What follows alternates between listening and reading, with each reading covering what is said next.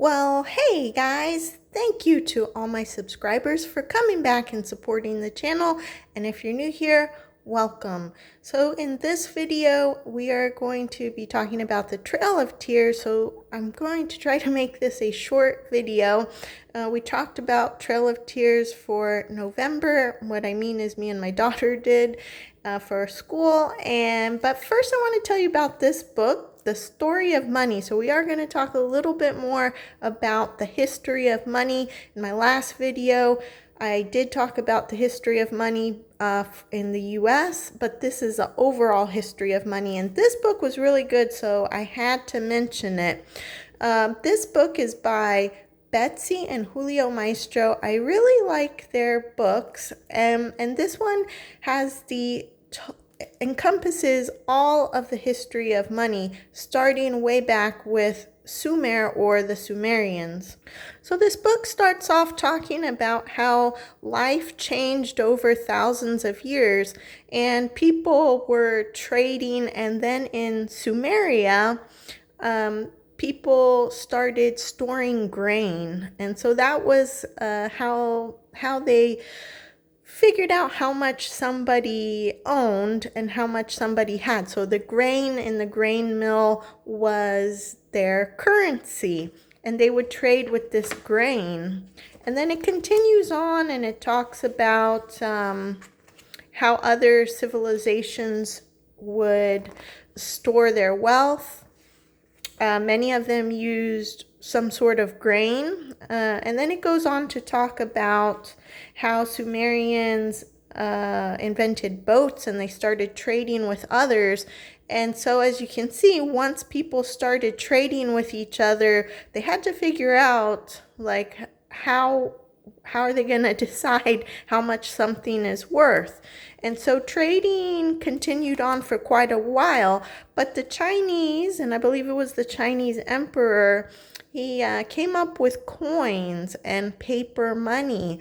And so then other countries, other civilizations, they also started making coins. And this page shows all the different types of coins that different civilizations had. And I think this one looks pretty cool.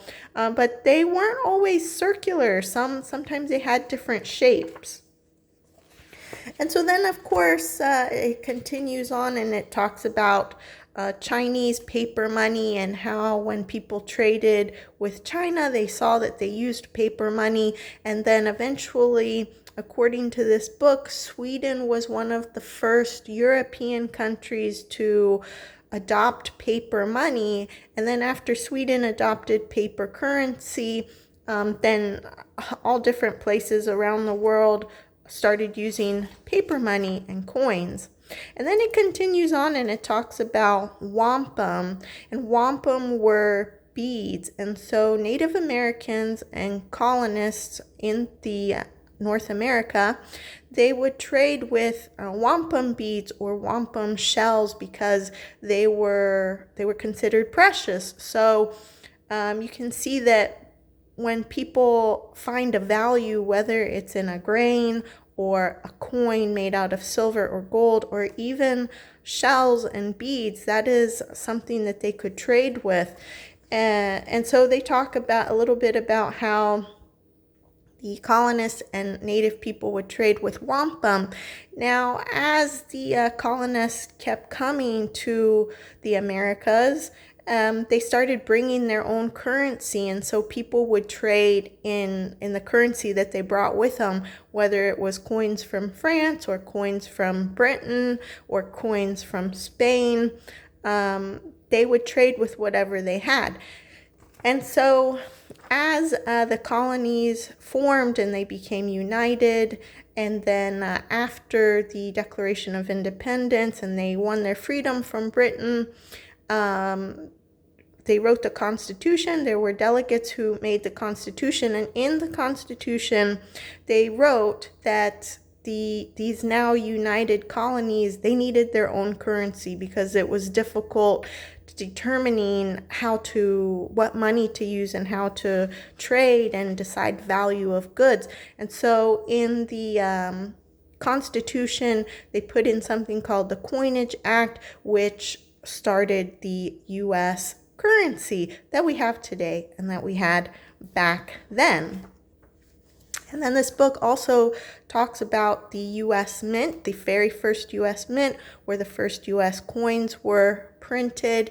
And it talks about the U.S. Mint today and how many mints we have in the United States. There's more than one, and that each mint has a different job.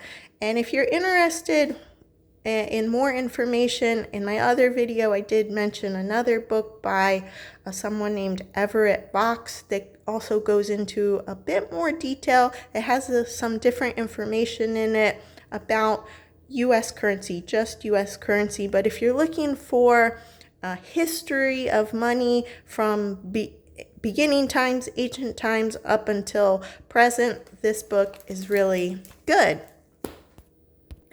Now, there was a couple more things that I did want to talk about, actually. It also mentions how money has evolved since colonial times.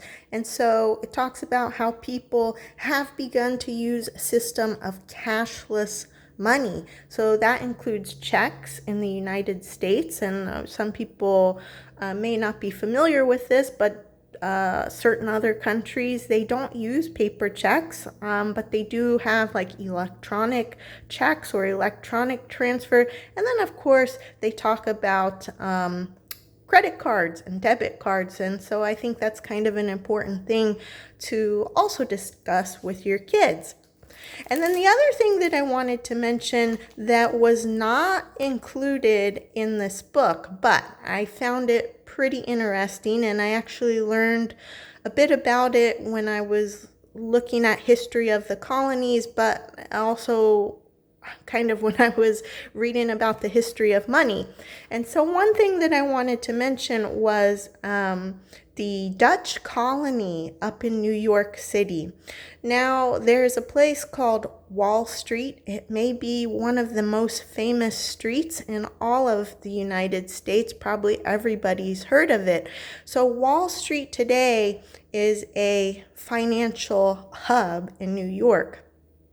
But in colonial times, Wall Street was also there, and it had the same name, but it was a Dutch name, and I think it was De Volstraat.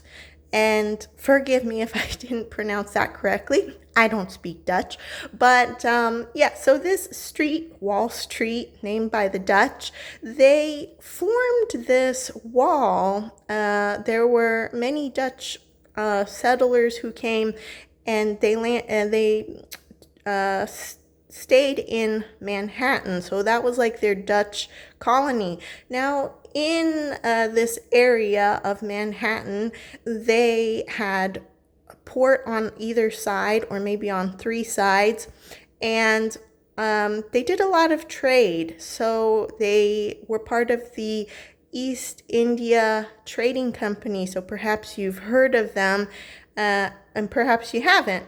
What you may not know is there were actually two East India Trading Companies. One was the British East India Trading Company, and the other is the Dutch East India Trading Company. And they were different companies, but they both had the same ideas. So the British East India Trading Company, they traded in spices, silk, and opium, actually. And then the Dutch East India Trading Company was formed afterward by the Dutch as competition to the British, because the British really had a stronghold with trade with India and China. So the Dutch created their own trading company, and they essentially did the same thing, trading in spices and silk and whatnot. When the Dutch came over to the U.S., they had one port, which was on the east side of Manhattan, and that port was actually for slave trade. So they also had a slave trade in Manhattan. Now, to go back to Wall Street and why that is significant, Wall Street was created to stop the invasion of the British. Because the Dutch colony was afraid that the British would invade them at some point, which they were correct because that did happen. And so they built this wall. Now, at first, it was just a wall made out of pine trees or logs. But later they built an actual wall. And so this wall was on the, I believe it was the north side of Manhattan. Forgive me, I don't remember. But anyhow, so they built this wall, and they got the funding to build the wall from the wealthiest people in the Dutch colony in Manhattan. And so these people not only donated money to build this wall, but they also donated enslaved people. And so it was the enslaved people of the wealthy colonists that built Wall Street. And after the brick Wall Street was created, then there were shops that lined the Wall Street. So that's where people would go and they do their shopping and grocery. And then after the British attacked the Dutch colony and took over, the wall was taken down. However, Wall Street is still there, and we now know it as this financial hub of not only New York City, but the United States as well, and possibly even the world because of the New York Stock Exchange. Okay, and so the next book we are going to talk about is The Trail of Tears by Joseph Bruchac. It is a step into reading 4 book for grades 2 to 4, and I felt like this was very age appropriate, but for kids that may be sensitive, maybe this isn't a topic that you want to discuss, or maybe you want to skip over parts, but I found that this book was appropriate for a 2nd grader. My daughter didn't have a problem with it. And so this book talks about the Trail of Tears and the removal of many southeastern Indian tribes to the west of the United States. And it talks about, in this book, just the Cherokee people, not all of the tribes that were involved in the Trail of Tears.